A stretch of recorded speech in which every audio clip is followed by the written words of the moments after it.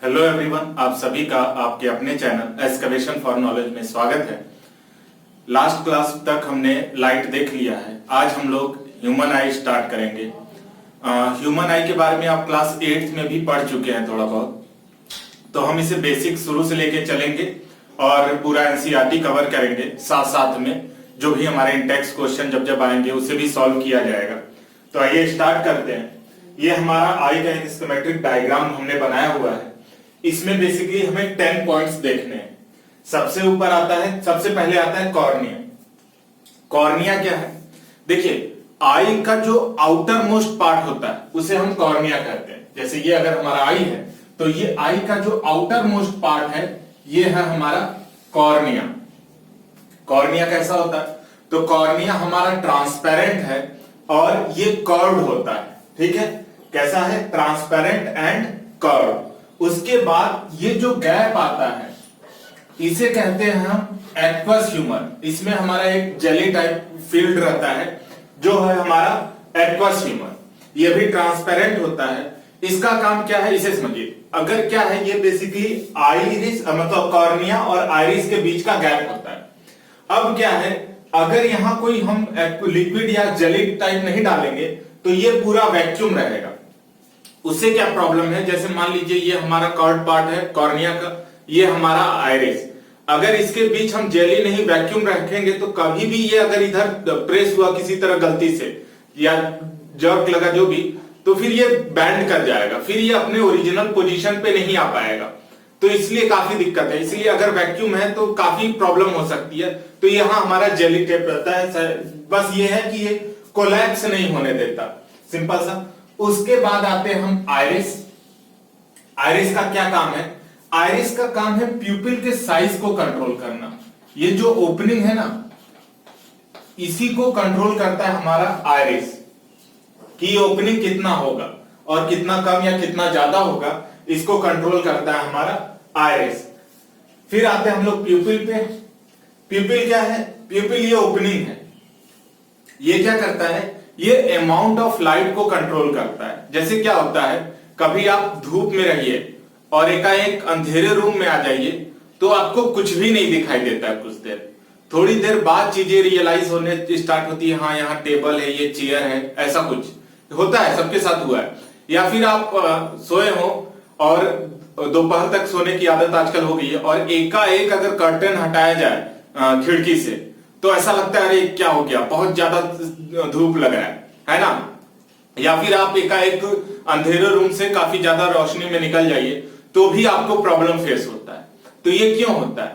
क्योंकि ये आइरिस का काम, इसके पीछे ये प्यूपिल का है। अब होता क्या है, देखिए कोई भी सब्सटेंस देखने के लिए हमें एक फिक्स अमाउंट ऑफ लाइट चाहिए। ऐसा नहीं है कि अगर हम बहुत ज्यादा अमाउंट ऑफ लाइट को भी सेंस कर पाएंगे या हमारी आंख झेल पाएगी।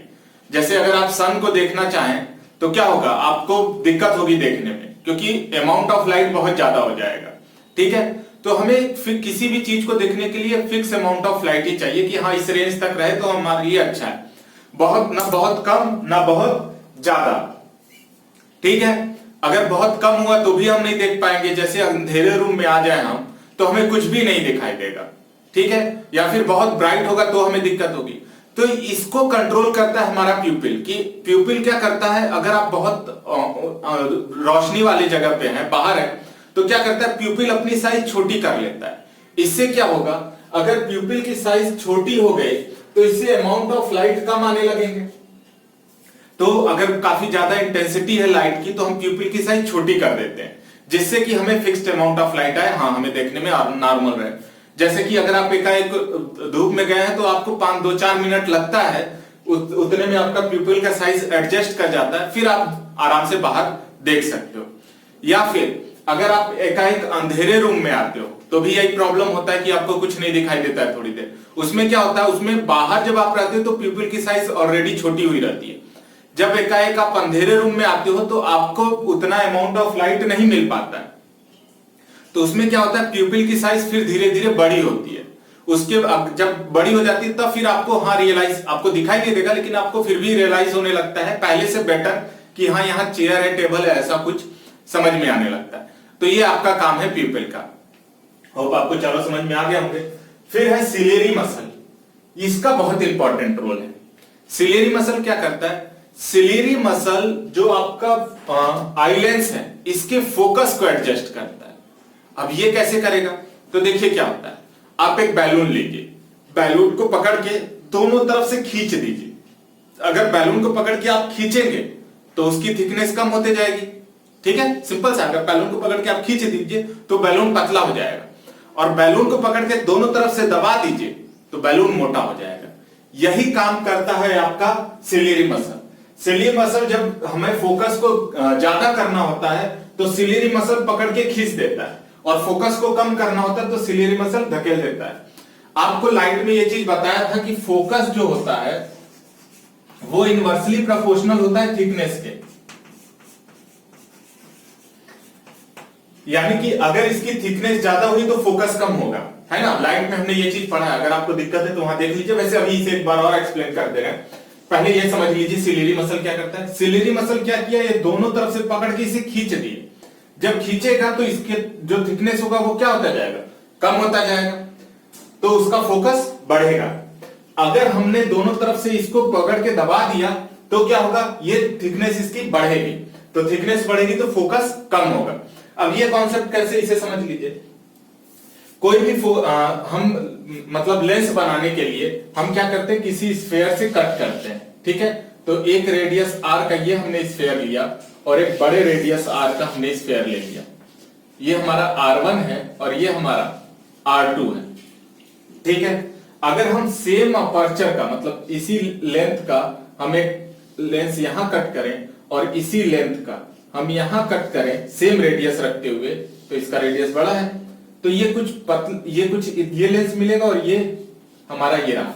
अगर हम थिकनेस की बात करें तो आपको समझ में आ रहा होगा कि R2 वाले का थिकनेस कम है और R1 वाले का थिकनेस ज्यादा है।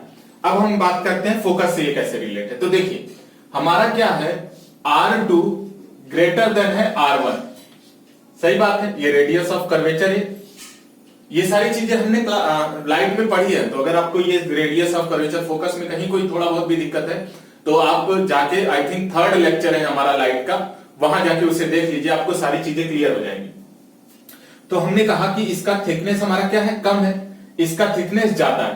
तो अगर हम रेडियस की बात करें तो R2 हमारा ग्रेटर देन है R1, और जो फोकस होता है वो रेडियस ऑफ कर्वेचर का आधा होता है। यानी हम बात करें F2 की तो ग्रेटर देन है F1, यानी F1 हमारा फोकस कम है और F2 ज्यादा है।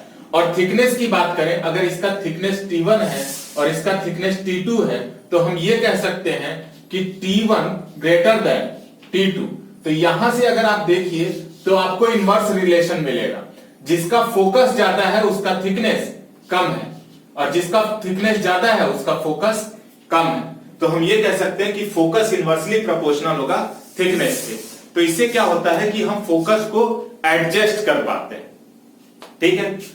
तो हमें आई थिंक आपको ये समझ में आ गया सिलेरी मसल का क्या काम होता है। नेक्स्ट आते हैं हम लोग आपका लेंस, आई लेंस का क्या काम है। आई लेंस का काम है कि जितने भी ऑब्जेक्ट हो जहां भी हो उसका इमेज रेटिना पे बनाना, और हम फोकस एडजस्ट करने की भी क्या जरूरत है इसे भी समझेंगे इसमें। देखिए हमारा आईबॉल की साइज लगभग 2.5 सेंटीमीटर के अराउंड होती है, ठीक है। तो अगर हमने ये पोजीशन लिया लेंस का तो ये हम मान लेते हैं कि 2.5 सेंटीमीटर है और यहीं पे आपका इमेज बनना है। तो हमारे लिए V तो फिक्स हो गया ना, V की वैल्यू कितनी हो गई 2.5 सेंटीमीटर। U आपका वेरी करता है, U आप कहीं पे भी ऑब्जेक्ट रख के देख सकते हो ना। अभी हम चाहे तो ये ग्रीन बोर्ड देख रहे हैं तो पास में, दूर की चीजें देखना चाहे तो दूर है। तो हम ये जो U की वैल्यू है वो वेरिएबल है।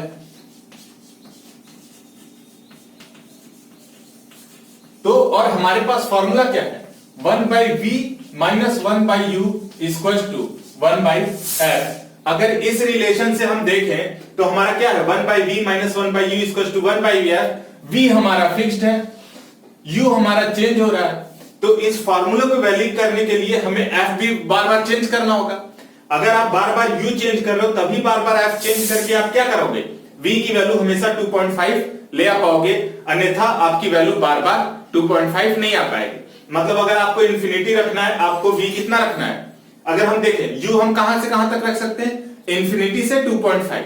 तो अगर हमने ये इन्फिनिटी रखा तो इस केस में क्या हो जाएगा? 1/v minus 1/1/0। इन्फिनिटी का मतलब यही होता है, इक्वल टू 1/f। तो हमारा 1/f की वैल्यू कितनी आ जाएगी? v के बराबर। ये वैल्यू ऊपर जाके 0 हो जाएगी, तो 1/v यानी 1/2.5 सेंटीमीटर। तो f की वैल्यू कितनी आ गई? 2.5 सेंटीमीटर, है ना? f की वैल्यू हमारी कितनी आ गई? 2.5 सेंटीमीटर। और क्योंकि ये हमारा लेंस कौन सा है? कॉन्वेक्स लेंस है, तो f की वैल्यू नेगेटिव आती है। तो क्योंकि v हमारा नहीं पॉजिटिव ही आती है, सही है, f की वैल्यू पॉजिटिव, v भी हमारा पॉजिटिव है 2.5। ये सारा साइन कन्वेंशन में हमने देखा हुआ है। f की वैल्यू इतनी आ गई। अगर आपने यहीं पे इसके जगह 10 रख दिया होता तो क्या हो जाता? कुछ और वैल्यू होती। अगर हम मान लेते हैं 25 सेंटीमीटर दूर पे रखना चाहें तो देखिए f की वैल्यू अगर हमने इंफिनिटी पे रखा तो f की वैल्यू इतनी है। अगर हम इसे u की वैल्यू ऑब्जेक्ट को हम 25 सेंटीमीटर पे रख दें तो u हमारा कितना हो गया? 25 सेंटीमीटर। v हमें कितने पे चाहिए? 2.5 सेंटीमीटर। f की वैल्यू हमें निकालनी है। तो अगर हम यहां सॉल्व करें u ऑलवेज नेगेटिव, तो ये क्या हो जाएगा? और v हमारा पॉजिटिव आया हुआ है, तो हम अगर सॉल्व करें तो 1/v minus of 25 equal to 1/f। इसके जगह हमें कितना रखना है? 2.5। हम एलसीएम ले लेते हैं, तो ये हो गया हमारा 25 माइनस माइनस प्लस, ये कितने बार आ जाएगा? 10 प्लस 1 इक्वल टू 1/f। तो ये f की वैल्यू आ गई हमारी 25/11। तो ये आ जाएगा 2. अगर आपने 25 पे रखा तो ये हमारा हो जाएगा 22 30, यानी 2 टाइम्स फिर 38 7 टाइम्स सेंटीमीटर। तो देखिए आपकी इस वक्त वैल्यू कितनी आई? 2.27 सेंटीमीटर। तो आप देख रहे हो फोकस हमारा वेरी कर रहा है। इससे पहले कितना था? 2.5, अब कितना है? 2.27।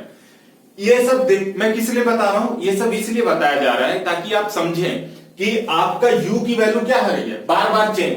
आपको v फिक्स रखना है, इसके लिए आपको f भी वेरी करना होगा। कभी आपका f 2.5 होगा, कभी 2.27 होगा। तो ये f वेरी कैसे होगा? कभी ज्यादा कभी कम कैसे करेंगे? ये काम करता है सिलियरी मसल, ठीक है।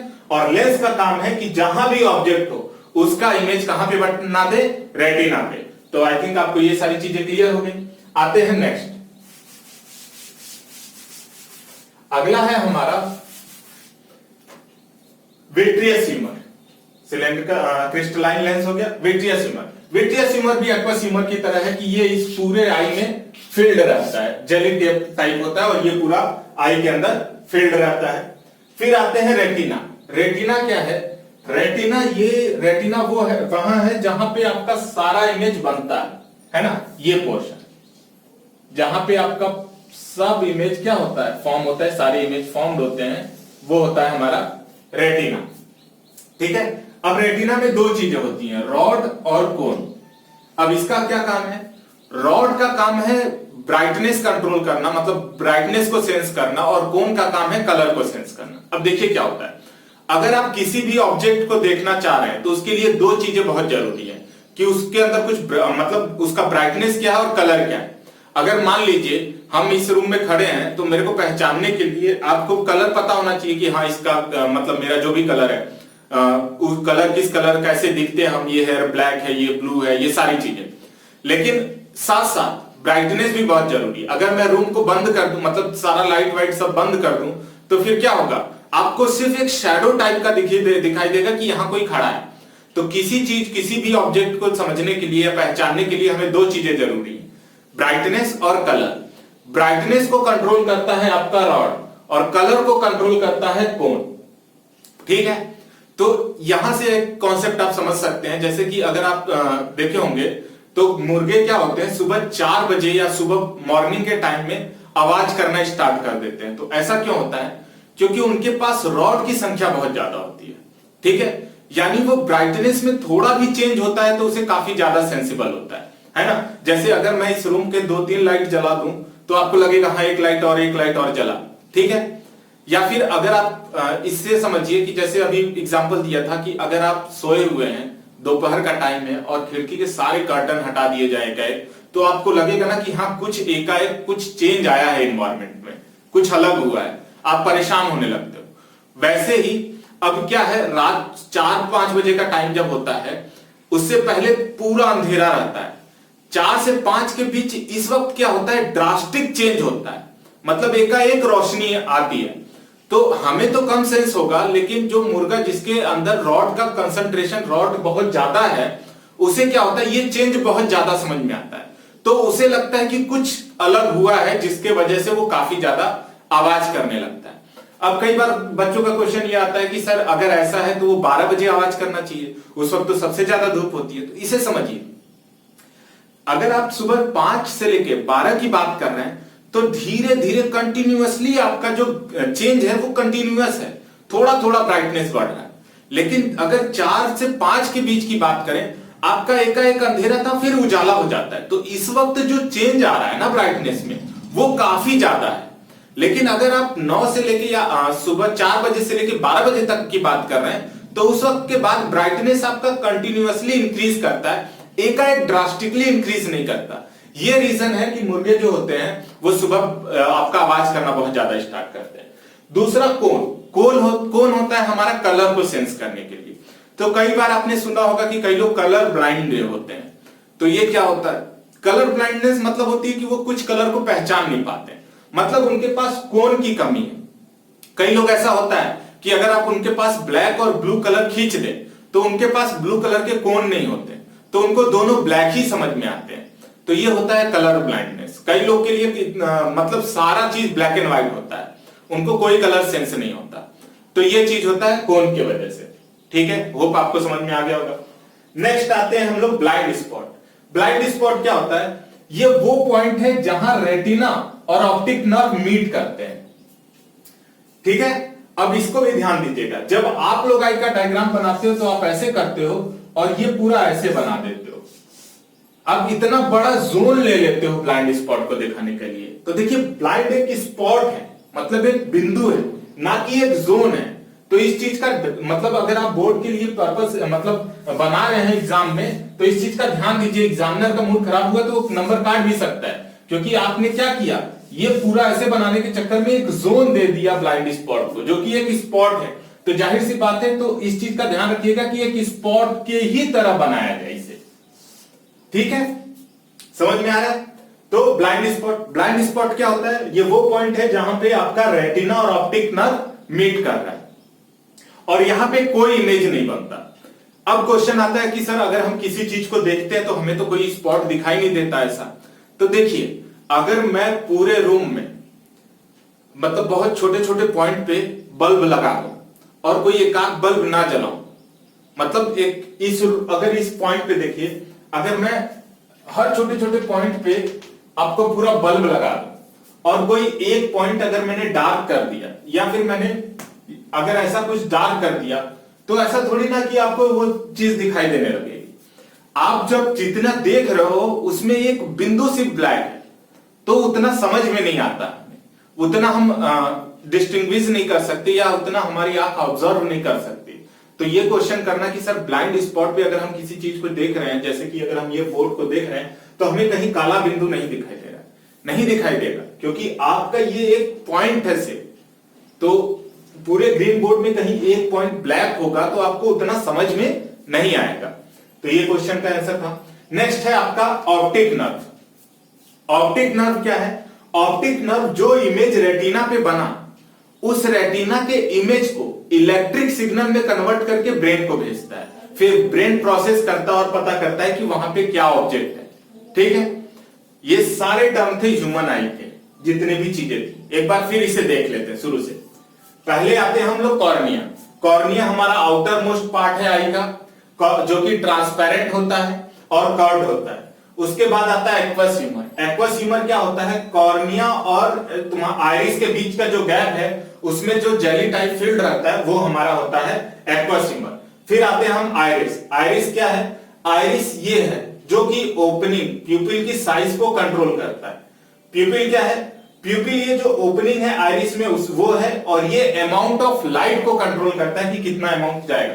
अब कई बार होता है कि लोगों को समझ में नहीं आता आइरिस और प्यूपिल में क्या लिखे, तो पहले आइरिस जब डिफाइन करेंगे तो लिखिएगा आइरिस जो प्यूपिल की साइज को कंट्रोल करता है, और प्यूपिल जो अमाउंट ऑफ लाइट को कंट्रोल करता है कि कितना अमाउंट ऑफ लाइट हमारा आई में जाएगा। तो इस चीज को ध्यान दीजिएगा। नेक्स्ट है आपका सिलियरी मसल। सिलियरी मसल का काम है आई के फोकस को एडजस्ट करना। अगर वो इसे खींचता है, खींचते वक्त उसकी थिकनेस को कम करेगा, और थिकनेस को कम करेगा तो उसके फोकस को इंक्रीज करेगा। अगर आपको कहीं भी डाउट है उस कॉन्सेप्ट में तो आप इस चीज को याद कर लीजिएगा कि फोकस जो है वो हमारा इनवर्सली प्रोपोर्शनल होता है थिकनेस के। ठीक है, ये अभी समझाया था और आपको लाइट में भी है, तो अगर आपको अभी भी कोई डाउट है तो वहां जाके एक बार देख लीजिएगा। उसके बाद आता है क्रिस्टलाइन लेंस। लेंस का काम है कि ऑब्जेक्ट कहीं पे भी हो उसका इमेज रेटिना पे बनाए। फिर उसके बाद विट्रियस ह्यूमर, ये जो खाली स्पेस है इसमें जेली टाइप का होता है उसे विट्रियस ह्यूमर कहते हैं। रेटिना वो स्क्रीन है जहां पे सारे इमेज फॉर्म होते हैं। इसमें दो चीज होती है, रॉड और कोन। उसके बाद आता है ब्लाइंड स्पॉट। ब्लाइंड स्पॉट वो स्पॉट है जहां पे रेटिना और ऑप्टिक नर्व मीट करते हैं। उसके बाद आता है ऑप्टिकल नर्व। ऑप्टिकल नर्व वो है जो कि मतलब ऑप्टिकल नर्व क्या करता है, जितना भी इमेज बना है उस इमेज को इलेक्ट्रिक सिग्नल में कन्वर्ट करके ब्रेन को भेजता है और ब्रेन प्रोसेस करता है कि हम क्या देख रहे हैं। तो ये हमारा है ह्यूमन आई। नेक्स्ट टॉपिक है आपका power of accommodation. I hope आपको सारी चीजें क्लियर हो गई होंगी। इसे पहले रब कर लेते हैं फिर आगे बढ़ते हैं। तो नेक्स्ट टॉपिक है हमारा पावर ऑफ एकोमोडेशन। अब देखिए पावर ऑफ एकोमोडेशन का क्या है। अभी थोड़ी देर पहले आपने सिलेरी मसल का वर्क देखा था कि कैसे वो रिलैक्स करके या कॉन्ट्रैक्ट करके आपके फोकस को एडजस्ट कर रही थी। तो इसमें क्या है, सिलेरी मसल के भी अपने कुछ लिमिटेशन है। सिलेरी मसल भी ऐसा नहीं कर सकता कि आपको लेंस को पकड़े, आई लेंस को, और दोनों तरफ से खींच के उसके फोकस को इनफाइनाइट कर दे, बहुत पतला कर दे, थिन कर दे आई लेंस को और उसका फोकस इनफाइनाइट कर दे, या फिर दोनों तरफ से दबा के उसको काफी थिक कर दे और उसका फोकस मिनिमम कर दे, 2-4 कर दे। तो ये सारी चीजें पॉसिबल नहीं है, क्योंकि आई लेंस सिलेरी मसल का भी अपना कुछ लिमिटेशन है।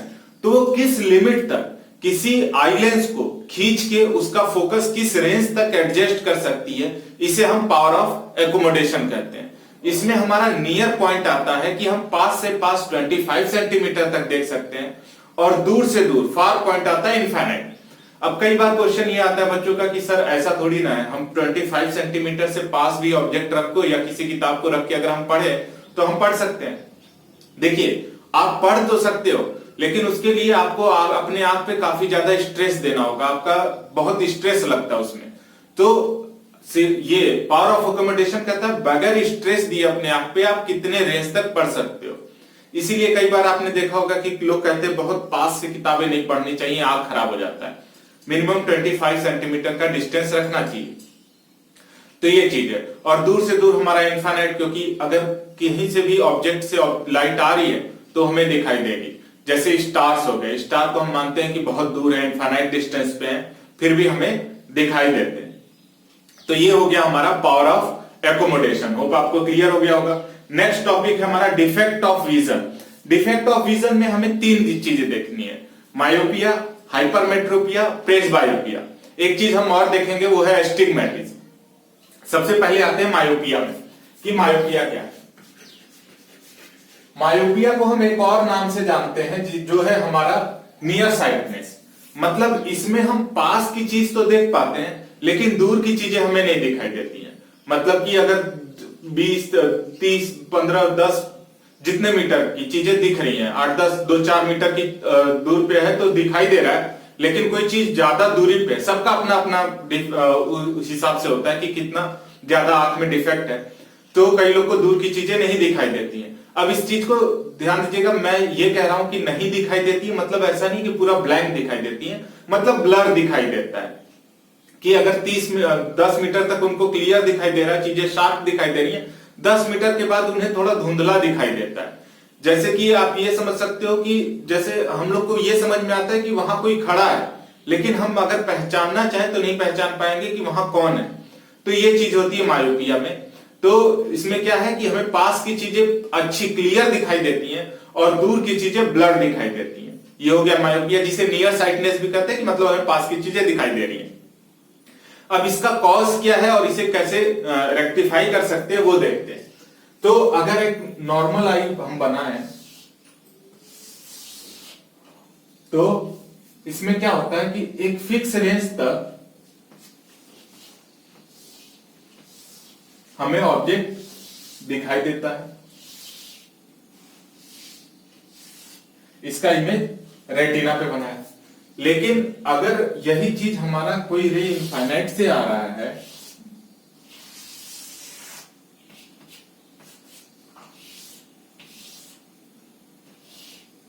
तो वो क्या करता है, इसे इमेज रेटिना से पहले ही कहीं बना देता है।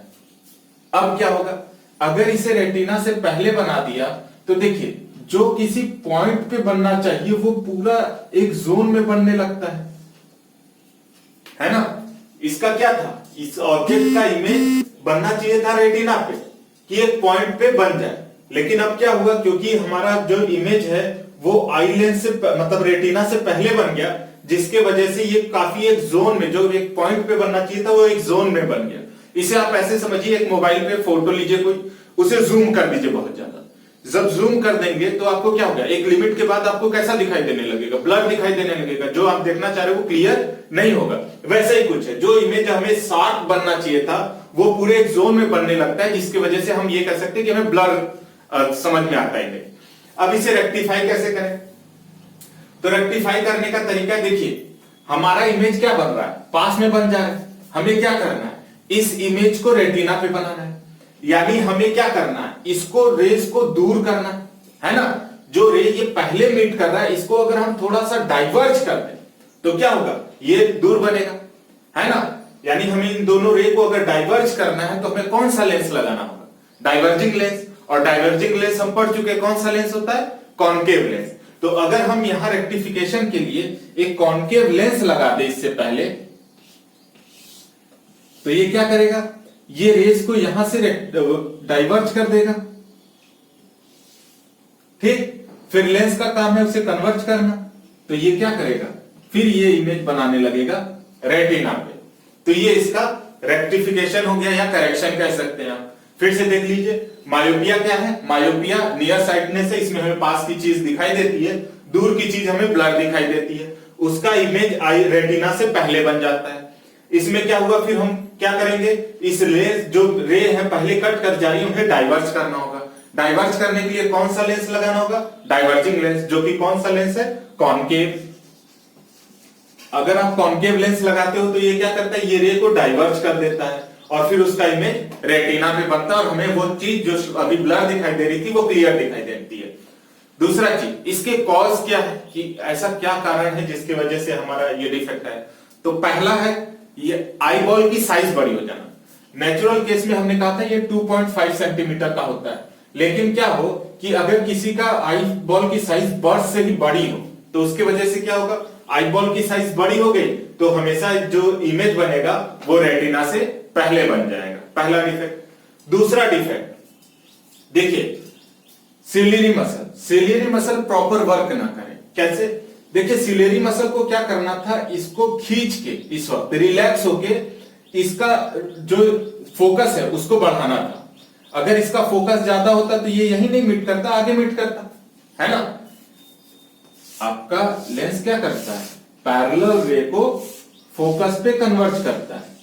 तो अगर इसका फोकस ज्यादा रहता तो ये क्या करता और आगे जाके ये कन्वर्ज करता, लेकिन इसका फोकस कम है।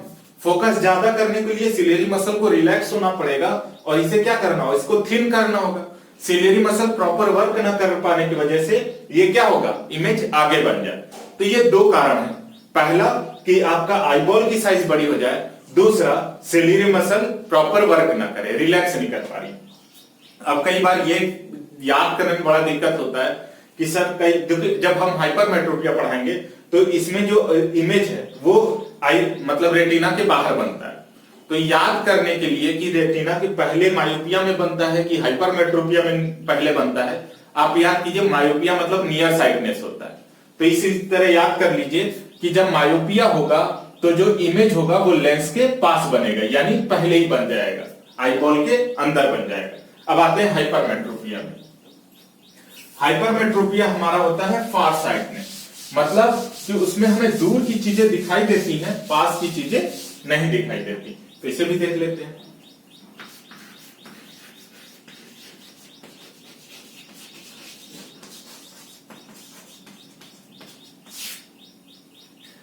इसमें क्या है, इसमें हमें दूर की चीजें दिखाई देती हैं, मतलब कि अगर कोई पैरेलल रे आ रही है तो इसे कन्वर्ज करेगा रेटिना पे, लेकिन थोड़ा टेढ़ा है लेकिन हम मान लेते हैं कि ये पैरेलल है।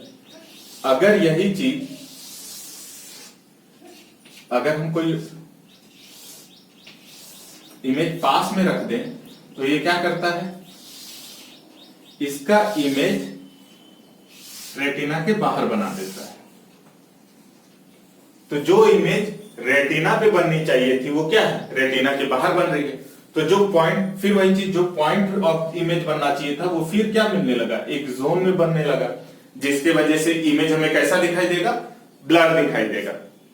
इसका कॉज क्या है, इसका पहला कॉज है कि आईबॉल की साइज छोटी हो जाए।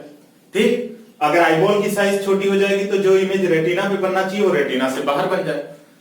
दूसरी चीज, सिलियरी मसल प्रॉपर वर्क नहीं कर रहा, इसे क्या करना चाहिए, कॉन्ट्रैक्ट करके थिकनेस को बढ़ाना चाहिए था ताकि ये और ज्यादा कन्वर्ज करके इसे पहले ही कन्वर्ज कर दे, लेकिन सिलियरी मसल अच्छे से काम नहीं कर रहा है। अब क्या होता है, पेपर में आपको पूछता है कि सिलियरी मतलब कॉज क्या है इसका मायोपिया हाइपरमेट्रोपिया में, तो आप लोग कॉन्ट्रैक्ट और रिलैक्स में इतना कंफ्यूज हो जाते हो ना कि इसमें लिखना रहता है हाइपरमेट्रोपिया में कि अच्छे से कॉन्ट्रैक्ट नहीं कर पा रहा है, इसके फोकस को हमें इंक्रीज नहीं कर पा रहा है, तो आप उल्टा लिख जाते हो। तो अगर आप श्योर नहीं हो कि कंफर्म नहीं हो कि क्या हो रहा है, तो आप ये लिखना एग्जाम में कि सिलियरी मसल प्रॉपर वर्क नहीं कर रहा है। ठीक है, तो इसमें क्या हो गया कि हमारा इमेज दूर बन गया। याद करने का तरीका क्या है, इसमें हाइपरमेट्रोपिया मतलब फार साइटनेस, मतलब कि ये आई जो है, आई लेंस से जो इमेज बनेगा वो दूर बनेगा। मायोपिया में नियर साइटनेस था तो इमेज पास बना था, और इसमें क्या बना, इमेज दूर बना। तो ये याद करने का तरीका है कि आई बाहर बनेगा आई के कि अंदर बनेगा। ठीक है, अब इसका करेक्शन क्या होगा, करेक्शन साफ समझ में आ रहा है। इस रेस को हमें क्या करना होगा, कन्वर्ज करना होगा, कि जो दूर मिल रहा है अगर हम इसे और कन्वर्ज कर दें तो ये रेटिना पे आ जाएगा। अब कन्वर्ज करने के लिए हमें कौन सा लेंस लगाना होगा, कन्वर्जिंग लेंस। कन्वर्जिंग लेंस कौन सा होता है, कॉन्वेक्स। तो हम इसमें क्या लगाएंगे, एक कॉन्वेक्स लेंस लगा देंगे पहले। कॉन्वेक्स लेंस क्या करेगा, इसे पहले ही थोड़ा सा कन्वर्ज कर देगा और ये फिर आके रेटिना पे हमारा इमेज बन जाएगा। ठीक है, तो ये हो गया हाइपरमेट्रोपिया। तो हमने देखा मायोपिया क्या होता है, उसके कॉज क्या है और उसका क्या करेक्शन है। उसी तरह हाइपरमेट्रोपिया का क्या कॉज था, क्या करेक्शन था और क्या होता है। थर्ड है प्रेस बायोपिया।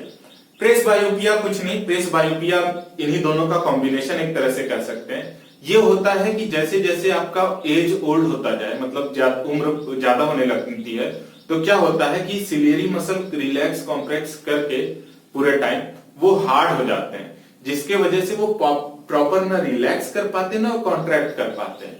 इसके वजह से सिलियरी मसल एक फिक्स रेंज तक ही आपको इमेज देखने के अलाउ करता है। तो जैसे आपने बड़े बुजुर्गों का देखा होगा जिनका एज काफी ज्यादा हो जाता है, वो ना बहुत पास की चीजें देख पाते हैं ना बहुत दूर की चीजें, उन्हें एक फिक्स रेंज तक दिखाई देता है।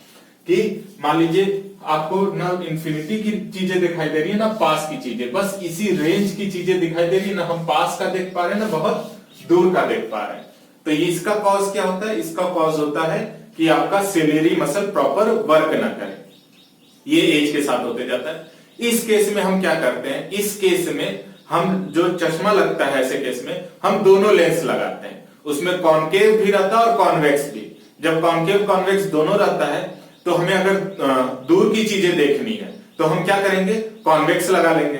अगर पास की चीजें देखनी है, सॉरी अगर हमें दूर की चीजें देखनी है तो हम कॉनकेव लगाएंगे। ठीक है, जो मायोपिया में जो किए थे। और अगर हमें पास की चीजें देखनी है तो हम क्या करेंगे, कॉन्वेक्स लेंस लगा लेंगे। तो ये दोनों हमने फिर प्रेस बायोपिया में दोनों होता है।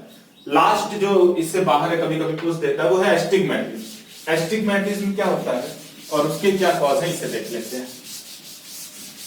एस्टिग्मेटिज्म का है कि जैसे कि अगर मान लीजिए कई लोग का होता है कि अगर हमारा ये रेक्टेंगुलर फ्रेम है, आपको रेक्टेंगल दिख रहा है पूरा, लेकिन कई लोग के साथ ये प्रॉब्लम होती है, इन्हें रेक्टेंगुलर नहीं कुछ ऐसा दिखाई देता है, कर्व्ड दिखाई देता है। जो स्ट्रेट लाइन होती है इनके लिए ये कर्व्ड की तरह होती है, ठीक है।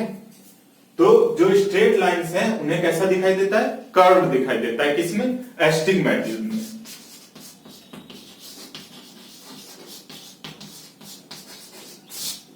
एस्टिग्मेटिज्म में तो इसमें क्या हो जाएगा, जो स्ट्रेट लाइन है वो कर्व दिखाई देती है। इसका कॉज क्या होता है, इसका कॉज होता है आपका आई का आउटर मोस्ट पार्ट, कॉर्निया। आपने देखा था कॉर्निया हमारा कर्व होता है, कई लोग का कॉर्निया प्रॉपर कर्व्ड नहीं होता है, जिसके वजह से जो उनको स्ट्रेट फ्रेम होते हैं वो कैसे दिखाई देते हैं, कर्व दिखाई देते हैं। और इसका करेक्शन क्या है, इसका करेक्शन है हम सिलेंड्रिकल लेंस लगाते हैं। इसमें क्या करते हैं, हम सिलेंड्रिकल लेंस लगाते हैं, जिसके वजह से ये रेक्टिफाई होता है। तो हमने अभी पावर ऑफ एकोमोडेशन देखा और सारे डिफेक्ट्स देख लिए। नेक्स्ट है आपके इन टेक्स्ट के कुछ क्वेश्चन है, उसे भी देख लेते हैं। क्वेश्चन पेज नंबर है आपका 190। क्वेश्चन नंबर फर्स्ट है, what is meant by power of accommodation of the eye.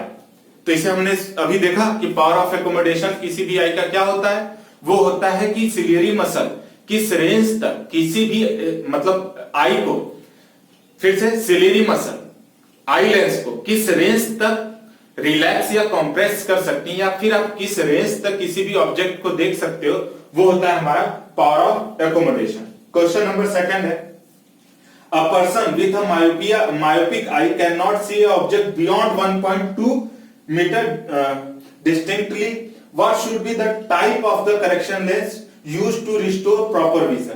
तो देखिए मायोपिया है, तो हमने बताया था मायोपिया में आपको पास की चीजें दिखाई देती हैं, दूर की चीजें नहीं दिखाई देती।